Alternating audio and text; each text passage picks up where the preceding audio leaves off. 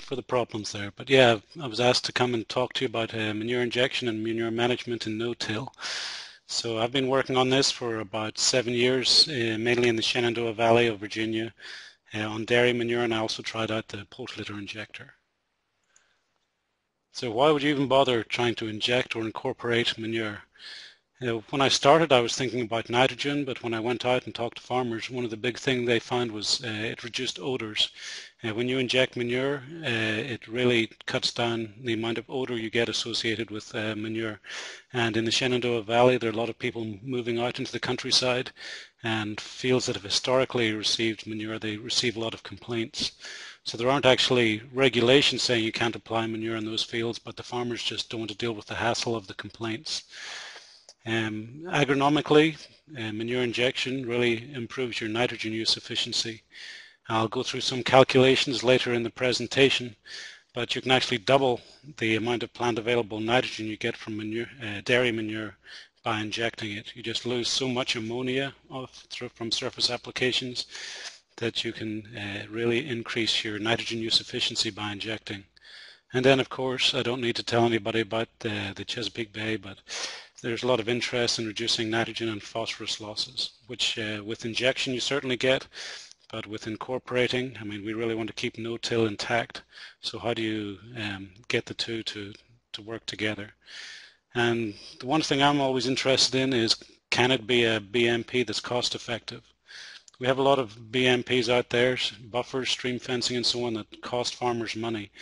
But if we can capture this extra nitrogen, can we actually make the manure injection be cost effective? So I'll have some numbers on that later in the presentation. So why not just incorporate manure? Obviously, hopefully most of you are aware of the benefits of no-till. Reduced time and energy of inputs. This was really a big deal when diesel prices shot up. Suddenly a lot more farmers, I don't know about Maryland, but a lot more farmers in Virginia are now practicing no-till. They've worked out a lot of the problems. We have a no-till alliance going, and there are a lot more people have gone to no-till to save time and money. And not just that, it builds up organic matter. We can do everything we want with nutrient management, but if you don't have organic matter to hold the water in soils when it rains, if you don't have enough water in the soil, then you're going to limit crop yield during the dry times. Improve soil tilth, and of course reduce soil erosion, which is a slight benefit to the farmer, but a really big deal for the environment. And why is that? This is a photograph I stole from a Penn State publication I found online. You can see on the left there is corn that's been growing with no-till. On the right there is corn that has been grown with conventional tillage. And you can see the water coming out. On the right is brown, it's got a lot of sediment, there's a lot of erosion going on. So if there was manure on the surface, it would be coming too. So from an environmental perspective, there are a lot of nutrients moving if you surface apply manure and if you do conventional tillage. So what we want is the water on the left coming off the farmers' fields. It's not taking off their nutrients, and hopefully that'll benefit them as well as the environment. So first I figured I'd go through a lot of types of tools. I don't want to just say manure injection and assume everybody knows what I'm talking about. I have some pictures illustrating these in the following slides, but there is shallow incorporation, something like the turbo till, where you would do shallow tillage after a surface application. Injection is what I'm really interested in. Now, I've been working mainly with injection of liquid manure, anything that can be pumped. We have good equipment for that. The dry, I'll go on and show you the litter injector. It doesn't work, but the equipment for liquid injection certainly does work. And there are a combination of chisels, knives, coulters, and some have benefits and some have drawbacks. And then there's aeration. Basically, with aeration, you're punching a hole in the soil, or punching many, many holes in the soil, and hopefully with that, it creates little puddles in the soil. So when it rains, you're getting more infiltration, and when you apply manure, it's at least getting partially into the soil. So those are the three broad categories of types of equipment. So of course, I'm sure you're all familiar with what a surface application of liquid manure looks like. This is what almost all of our farmers are doing at the moment. We know that nutrients move with nitrogen. and phosphorus doesn't move in soil, nitrogen does. So when you do, after a rainfall event, the nitrogen is going to move down in the soil, but you will get stratification of phosphorus near the soil surface. And up in the Great Lakes, they had a lot of problems with water quality, so they went to no-till. Initially, they started seeing a lot of benefits of that and improved water quality as well as benefits to the farmer. But after a while, they started getting too much phosphorus right on the soil surface. So they started seeing more phosphorus losses as this stratification occurred. So manure injection can hopefully avoid this. So these are some illustrations of what you can do, or the different types of tools out there. The top one, this is the sleigh foot or traveling shoe. This was developed in Europe for pastures. So it just has a shank coming down with a shoe on the front that'll separate any growing forages meant for manure applications while forages are growing. And after it's gone through, you can see here the forage is pulled to the side and you have a strip of manure. And what this does is it means you can first of all apply manure while forages are taller, and it also means that there's less wind interaction with this, so there's less ammonia volatilization and you get more plant available nitrogen. This second one, the disc or chisel injectors, I've mainly worked with the disc injectors because I like the way they work, and then the farmers that I work with like them. So you have one disc at the front. It will cut a slit, and this slit will be down to about 6 inches. And while this slit is open, the manure will come down this pipe, be placed in that slit, and then behind this there will be some kind of closing discs that will close the slit. It's very important to get the slit closed or ammonia will keep coming out. So after that, you can see over here you've got a depth of about 6 inches, 15 centimeters. You have soil over the top to stop the ammonia coming out. So on about 30-inch centers is what we generally work with. You get these bands of manure in the soil. The aerators, this is something like the airway that many of you will be familiar with. You have this rolling cross that punches a lot of soil holes into the soil, and if you put a manure application behind this, you will end up with all of these little holes, and the manure hopefully runs into it, and you get less runoff when it rains, and hopefully you'll get more nitrogen out of that. The chisels and sweeps, they're used widely. I don't like them as much because they disturb the soil more, and a lot of our farmers are interested in no-till and they don't like the disturbance of them. And with our stony soils, I was also worried that they would wear out a lot faster. On the bottom here, there's a triangular thing. This is a sweep to try and get sideways mixing of the manure with the soil. You don't necessarily need this on there. Some have them, some don't. But it's a similar kind of thing where you open a trench with this, and then manure is placed in that trench, and then there may be something comes behind to hold it, to close that trench. So after this, you would have manure in the soil down to about 6 inches, and if you had the sweep on, it would be spread sideways as well. This is the implement I purchased about 6 or 7 years ago. Some of the things to look at on it, if I can, there it is. We had a flow control, so you don't need this, but if you're going up and down hills with a heavy trailer, when you go uphill, you'll slow down and get a higher application rate than when you're going downhill. So for our work, we like to have that flow control. Up here, there's a chopper. I've got another photograph of another unit that doesn't have this on, but a lot of our farmers use wood shavings for bedding, and the large wood chips or any kind of branch that falls into the manure pit, it needs to be chopped up or it can block these smaller tubes that come down. So the manure comes out these tubes, then you have this disc, and like on the previous slide, it'll cut that trench to about 6 inches. The manure goes in behind it, and then there are these closing discs that close this slit very effectively. I find these work very well in pasture. I've got another unit I'll show you another photograph of here in a minute that has different closing devices, and they seem to work a lot better with no-till. When I ran these discs through no-till, with no roots there to hold the soil together, it kind of cut the surface of the soil more. And to make this trench, these run a little off straight, so there's some that point right and some that point left, but that helps open up the trench in the back here. And you can see the spring here. So one of the things when I started, we've got fairly rocky soils up here in the Shenandoah Valley, in the Ridge and Valley system. And what this does is if it hits a stone, you'll see one of these units come up briefly and go back down again. So we have no problems at all in our using this in our stony soils. This is what it looks like running in no-till and residue. And again, you can see a side view of this disc cutting down to about 6 inches and manure getting injected and very little left on the surface. So it really does cut down odor as well as cutting down ammonia loss. Oh, the other thing you can see here, one of the things you need is the down pressure. So you need hydraulics on the back to raise and lower this.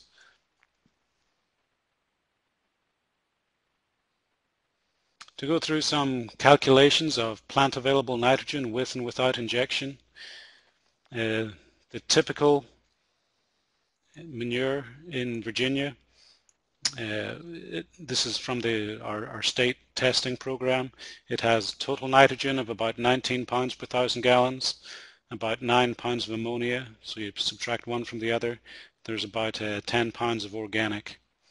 So if you're calculating plant available nitrogen in this dairy manure, about 35% of that organic nitrogen is going to be plant available, and that's the same whether you surface apply or if you inject. So you get about 3.62 pounds of plant available nitrogen from the organic nitrogen in a manure. Where the real difference is with surface versus injected manure is with the ammonia.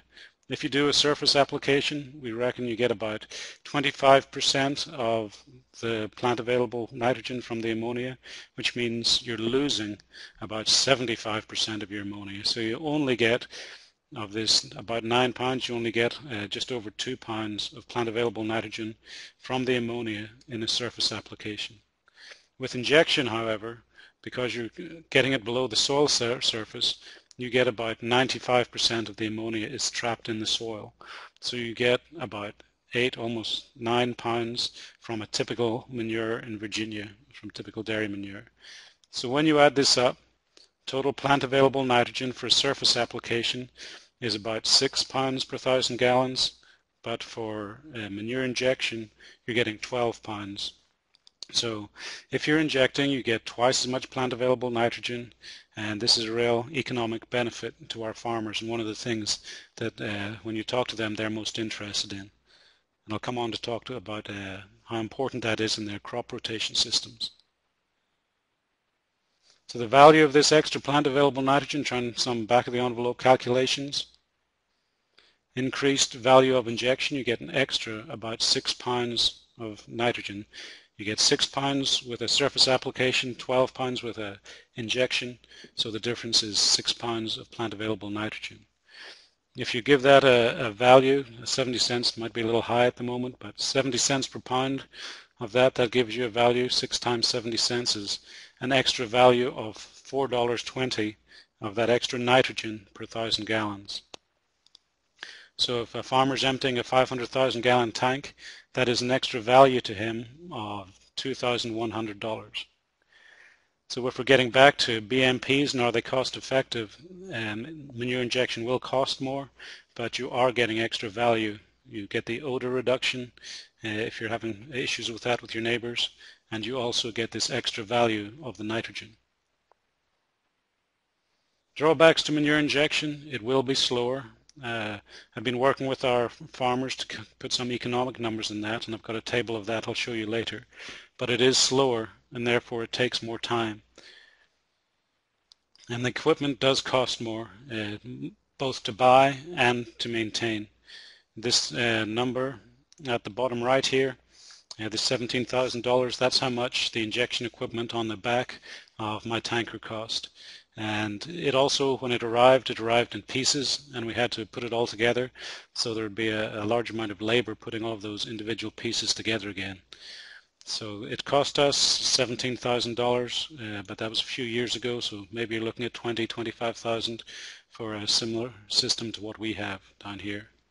That's 6 Yetter units on the back of a tanker. It doesn't include the cost of the tanker itself, of course. One of the things we've also looked at is the use of nurse trucks. We're trying to get custom haulers involved.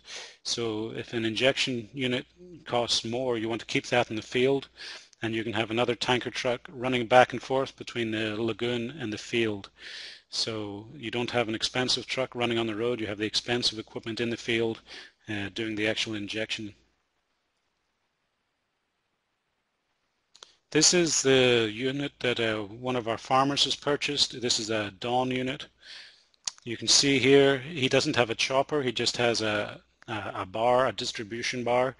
After running this for a couple of days, he got rid of it and he purchased a chopper similar to what I have on mine. He just got too many blockages in here, so most of the time it runs fine, but that one little wood or one large wood chip or something that gets in there can block up the entrance to these smaller tubes.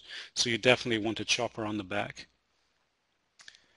So this is a Dawn unit. It's very similar. It's got that large disc at the front. The difference between the Dawn and the Yetter, the Dawn is heavier duty. It's more expensive, therefore. But the farmer called a lot of people, and this is what he thought he really liked and wanted to go with. Instead of a spring system, he also has an air system. So if the soil's a little harder, he can or softer, he can very quickly change the down pressure on this. You can also see at the back here, he's got a different set of closing wheels, and you can see it's doing a very nice job of closing these trenches. We've gone back after the first rain, and you can't actually see where these are. So this farmer's very interested in no-till, and he's happy to use this in his no-till system. He doesn't see it as causing any problems with his no-till. And the agencies that give cost share for no-till are very happy for him to run through his no-till with this. They see it as consistent with a no-till system. He did a couple of nice little adjustments to this. He has, you can't see it from this angle, but he has hydraulics both on this end and on the other end. So from his cab he can actually take this unit in about 18 inches. That makes it easier when he's running up and down the road. He doesn't take out mailboxes and so on. So we added a little bit of hydraulics on both ends just to put these outside units in and out, and therefore it makes it about the same width as the actual tanker. Another thing he did, he put the toolbar here. It's on a slight pivot. You can see a lot of the fields here aren't square, so as he's going around the edges, if he didn't have that, when he turned a corner, it'd be trying to push this thing sideways. But with a center pivot here, this will pivot, so it makes it easier to go around corners. So some of the calculations, I saw a question pop up there. The question was, what are optimal application rates? We have gone up to about 9,000 gallons. We did 12,000 gallons per acre once, but the slits really weren't getting closed. Most of our farmers do about 6,000 gallons per acre, and it works very well with that, and it can work up to about 9,000 gallons per acre without too much trouble. So the farmer who purchased the piece of equipment on the previous slide, I gave some sheets to him where he filled out time and other information to try and work out how much does it cost to do manure injection compared to surface application. So he did 3 different things. He did broadcast, obviously just the traditional surface broadcast. He did injection, where he was using the same piece of equipment. I mean, the broadcast was done with the injection equipment, just with the not using the injection. He can switch it between. If I go back, you can see he's still got the splash plate up here, so he was using the splash plate for the surface application without the injection units, and using the injection units while he was doing the injection. So he did the surface broadcast, he did the injection, and he also got one of his neighbors over with a nurse truck. So in his nurse truck, drove back and forth between the field and the pit and hauled the manure back and forth. And the manure pit was only about a mile away. So he had 2 pieces of machinery. He had the injection unit staying in the field, and he had a nurse truck running back and forth with a hydraulic arm that could swing out and fill the injection unit. So with the surface broadcast, he could get about 3 1/3 acres per hour. With the injection, I was actually surprised when I saw that, so you could get over 2.5 acres per hour. And what he said was, when he was surface broadcasting, he's doing about 50-foot swath. With the injection, he's only doing about, I think it was 15 feet, but when he was injecting, he could drive twice as fast. When he's broadcasting, he can't drive as fast because he's limited by the pump speed on his spreader, so he has to slow down to get the application rate up. Whereas to get the right application rate, he's not limited by his pump, so he can drive faster with the injection unit. And of course, and then injecting with the nurse with 2 pieces of equipment, because the injection unit was staying in the field, he was able to bump the 2.6 up to 3.3 acres per hour. But again, this was with 2 pieces of machinery. When you look at cost, he said he would be happy doing a broadcast at about, or renting the equipment out at about $105 per hour. With the injection, the equipment's more expensive, so he thought that would be about $150 per hour. And with the nurse truck with the 2 pieces of equipment, it's just basically adding these 2 together. So you get $255 per hour. So you divide the number of acres you're doing by the cost, and the cost per acre of broadcasting is 32. The cost of injecting is 58, obviously a lot more. And even though with the nursing you're getting it out faster because you have 2 pieces of equipment, it's going to be a lot more. So surface broadcast 32, injection 58, and having the 2 pieces of equipment and nursing is 77. But the thing is, with injection, you're obviously getting more nitrogen recovered. So when we did these calculations, the nitrogen recovered 6,000 gallons per acre. His manure test was richer than the average in Virginia, but 6,000 gallons of manure with the extra plant available nitrogen, because you're capturing the ammonia, he was getting about an extra 50 pounds of nitrogen per acre by injecting. And he at 70 cents a pound, that comes out at $35. So by injecting, you're getting an extra $35 worth of manure, of nitrogen, by injecting. So of course the cost less this extra nitrogen, $32 per acre for surface broadcasting. For injection, it cost him $58 per acre, but he was getting an extra $35 worth of nitrogen. So it's actually only $23 per acre, making it slightly cheaper than the broadcast. With the nurse truck, it was more expensive. But the one thing he said, with the nurse truck, he was a little close to the, he was just under a mile away from the pit, and he thought that if he was spreading manure further away from the field where he was injecting, the nurse truck might have been worthwhile. But then the net cost of injection, if you take the nitrogen into consideration, he considered that it was saving him $9 per hour, whereas with the nurse truck, it was $10 per hour extra. So we've had 3 farmers now doing this for about 3 years, and this is some of their experiences. First, they see more uniform, consistent looking corn.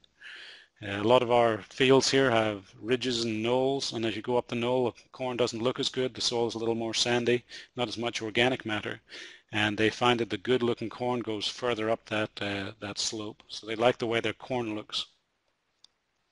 Minimal problems with rocks. Of course, one of the first questions I got was, what about the rocks? It's going to hit a rock and it's going to break. And after 3 years experience, we do not have any problems with the rocks in our stony soils. The pivoting toolbar that I mentioned earlier to make it easier to go around corners, that worked very well. And you certainly need a chopper, especially if you're using wood chips in any kind of bedding in your barn. You do get some larger wood flakes that can block it up. They like the concept of the nursing, but only if you're going over larger distances. They don't like the idea of having an expensive piece of equipment going up and down the road. So if you can keep it in the field and run up and down the road with a nurse truck, that made a lot of sense to them. A lot of them like the odor reduction. Had one farmer tell me that his neighbors smell with their eyes. If he's injecting manure, even though you can't smell it, he says they complain about it. because they see the manure truck. So he goes in after dark, he's got his GPS, he'll inject manure, and he's never had a complaint about odor following that. So you get dramatic odor reduction. One time I was actually out spreading manure at some research plots. We were doing manure injection, we couldn't smell anything, didn't think much about it, and then suddenly we smelled manure, and what had happened was the person driving the tractor had forgotten to put the manure injectors in the ground, so they were still above the ground, and he was surface applying. And although he'd spread manure over about an acre in between where he was and we were, suddenly with that little surface application we smelled it, whereas we did not before with the injection. We have heard concerns about striping. Most of our farmers are interested in manure applying to corn. We do not see striping in forages. Occasionally, hit or miss, we've seen it in a couple of cover crops, and we're not really sure why, because we've seen them in some cover crops but not others. We think it might actually be due to some of the tillage where we've got some compaction in the field, and that's what's causing the striping rather than the nitrogen. But in general, we do not see striping, just on two separate occasions we have. Some more farmer experience. Roots proliferated. One of the first questions I had, manure has got a lot of salts in it, the roots aren't going to go in there. I've got a photograph later, but when we dig up these injection slits at the end of the growing season, there are more roots in that injection slit than anywhere else. When roots find nutrients, they proliferate. They're very good at doing that, so it's very, very beneficial. I don't know about Maryland, but in Virginia, NRCS has a cost share as part of its conservation planning.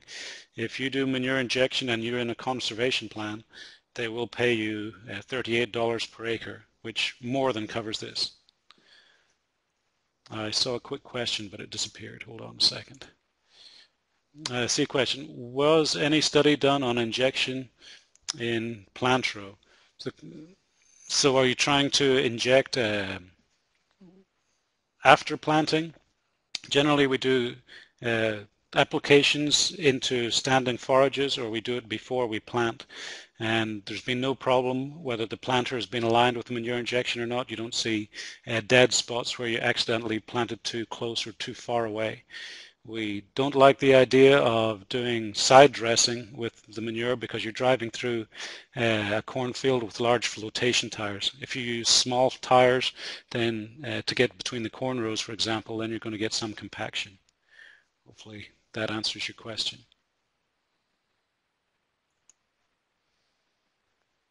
So where were we? Yeah.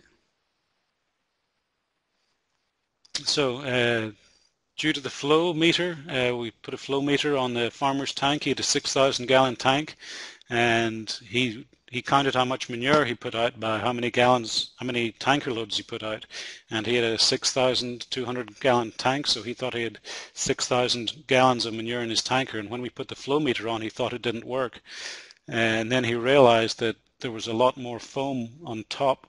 He would fill his tanker until foam started coming out the top, and he thought he had 6,000 gallons, but he actually only had 5,000. There was over 1,000 gallons of foam on top of his tank. Yeah, we've gotten more money recently to do more yield data. What we're really trying to find is what our farmers are really interested in. A lot of them have gone to 15-inch corn, and they're also trying to think what can they do to save themselves money, and going back in and side dressing, if they can get rid of that, then that'll be a good benefit. So all our farmers, what they really want to do is inject manure before corn, and if they can, if the extra nitrogen that they're getting from that is not impacting yield, they can not side dress, then that's saving them money.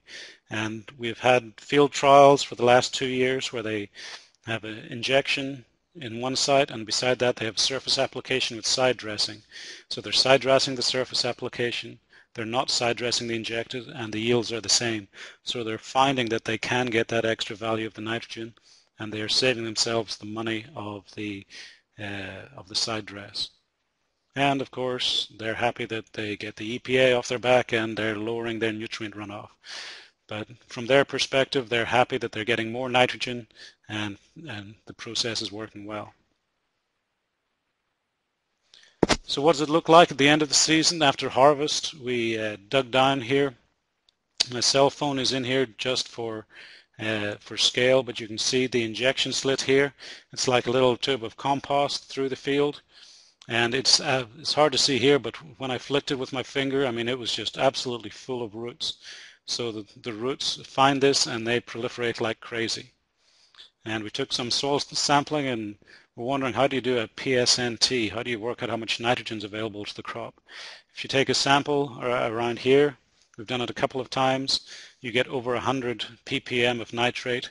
If you do it out here, you can be 10, 15. So we're still struggling with how you actually measure this in the field, but we think our calculations of how much plant available nitrogen are fairly accurate because we are capturing that nitrogen. But certainly the roots do not avoid this. But you can imagine if you plant a corn seed over here, it's going to take a while for the root to find this. So we very much still recommend starter nitrogen, pop-up nitrogen when you inject manure. So conclusions from some of our field sites: it is feasible, it can be done in our local soils. All the questions we had about it can't be done, if the rocks are going to break the equipment, we haven't had problems with that. It is close to break even before NRCS cost share, if you include the value of the extra nitrogen. Of course, our equipment's only 2 or 3 years old. We'll see what maintenance costs are like further down the line.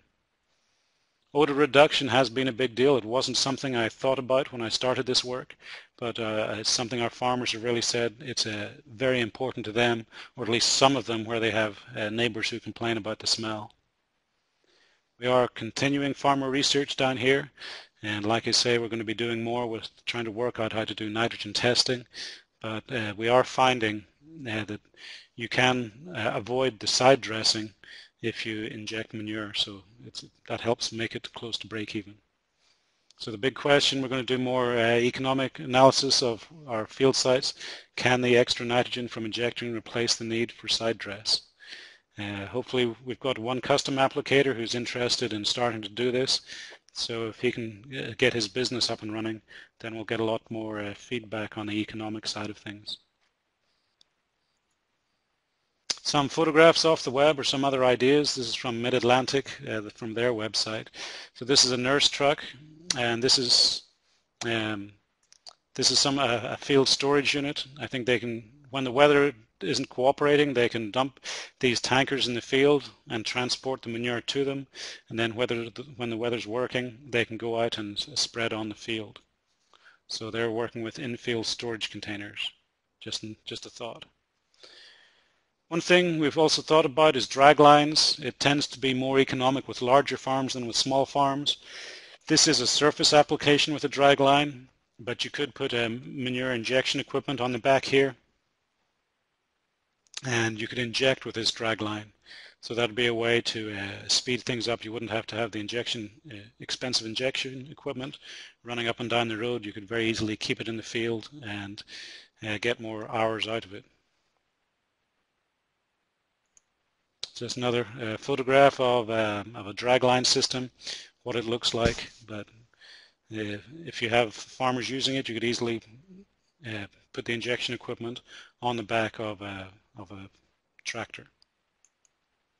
This is the only photograph I could find of where they had an injection unit with a drag line on the back. This is actually one of those.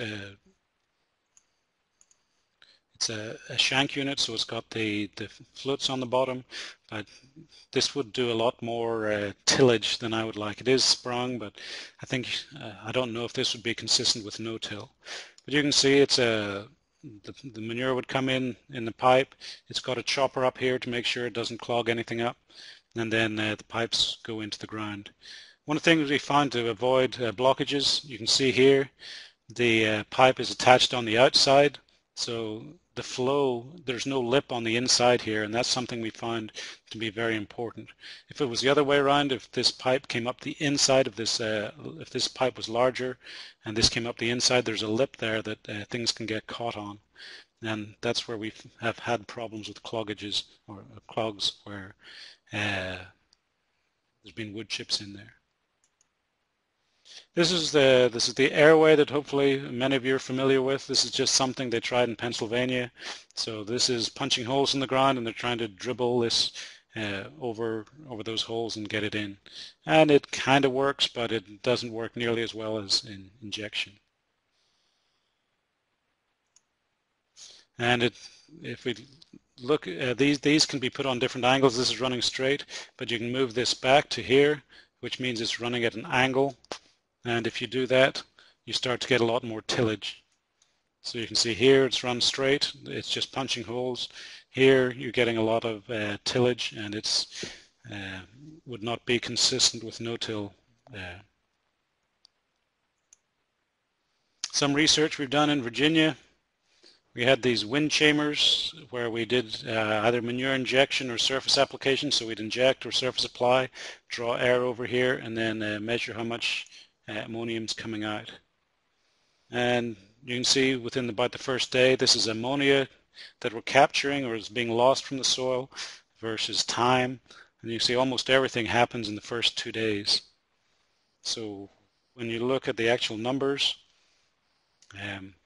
tilled, where we surface applied and then tilled it in, we're losing about 191 milligrams. Injected, hardly anything, only 49, whereas the surface application, we're getting almost 10 times as much loss of ammonia.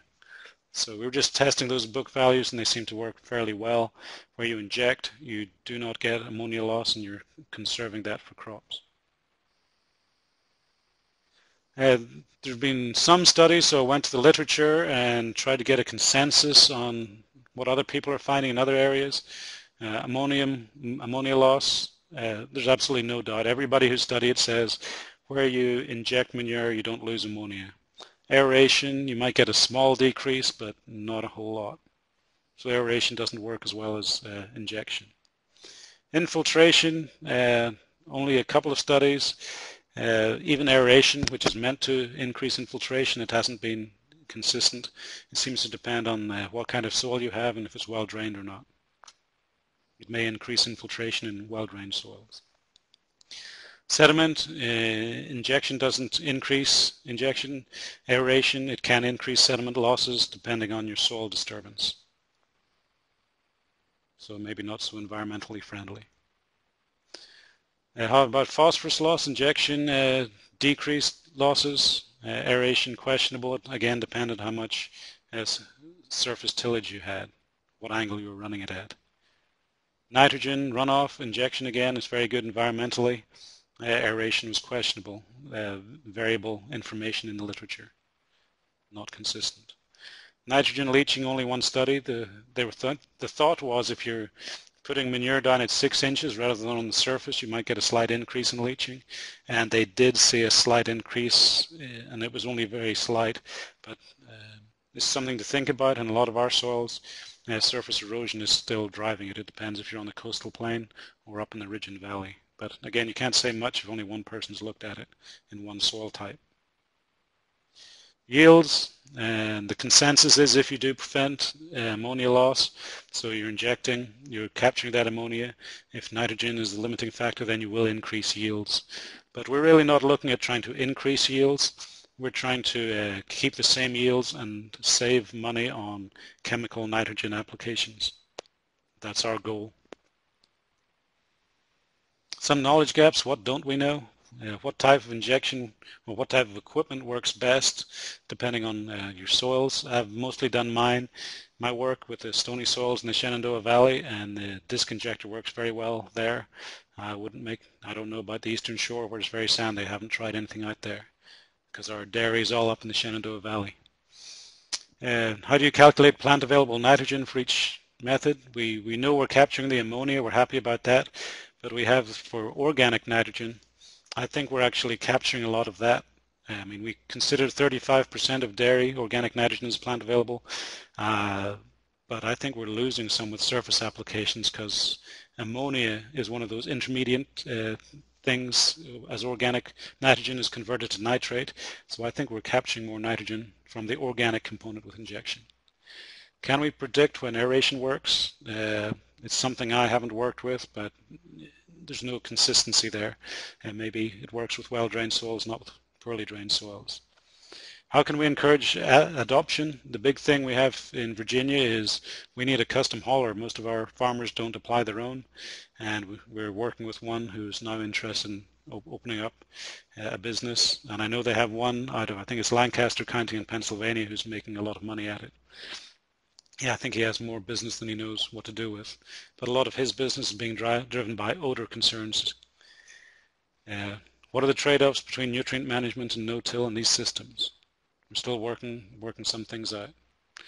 Other issues are these different technologies or these different equipment compatible with no-till? I think the disc injector I have is something like the airway. It depends. Our state agency defines no-till according to how much residue is left, while NRCS it depends on the tillage implement. But certainly for the disc injectors, it's compatible by everybody's account. Pathogens, at the moment we're worrying about nutrients, but pathogens, hormones, antibiotics, it's coming down the line. It's just a matter of time. There's a lot of work going on, and I think if you inject your manure, you're not going to be, the soil is very good at breaking these down. So hopefully getting ahead of the curve and preventing problems before the regulators start looking at other problems from agriculture. I'm going to touch quickly, I think I don't have much time left, but I just wanted to touch quickly on the litter injector. We did some work here in Virginia. This is what it looks like if some of you haven't seen it before. It was invented by Dan Pote. It's a bed of these augers. It grinds it up, it brings it forward so it deals with chunks. It drops it down chutes. This looks like a no-till planter here on the front. But the problem is it doesn't work. I know Josh McGrath tried one out in Maryland. They tried it in Pennsylvania. I mean, it's just, we had a lot of problems with it. So litter injector didn't work, but don't get confused between liquid and dry. Liquid injection works. It's dry litter injection that doesn't work. So we found hydraulics on the litter injector overheated. It can't cope with wet litter. We'd get a lot of bridging. It just wouldn't feed well. And with the one we had, we could only put in about half a load at a time. It was under-engineered. So it is currently, there is a new project trying to re-engineer it and make it work, but currently it doesn't work. So again, liquid injection, dairy manure, that we have equipment that works for that, but currently litter injection, we do not have equipment that works for that. So we did some studies just looking at ammonia volatilization, soil organic nitrogen, hay quality, and don't want to go through it in great detail, but just like liquid injection increased the total inorganic nitrogen in the soil. If you reduce ammonia loss, you can get more nitrogen. This is just proof of concept stuff because the litter injector didn't work. Injection decreased ammonia loss, so it can, if we can get the equipment to work, it has some potential. We didn't increase hay yields, but we did increase the nitrogen concentration of the protein in the hay, so we are getting more nitrogen available with injection of litter than surface applications. So it does have potential, but again, this is just proof of concept. The machine itself does not work, but maybe in a couple of years we will have something that can inject poultry litter. Any questions?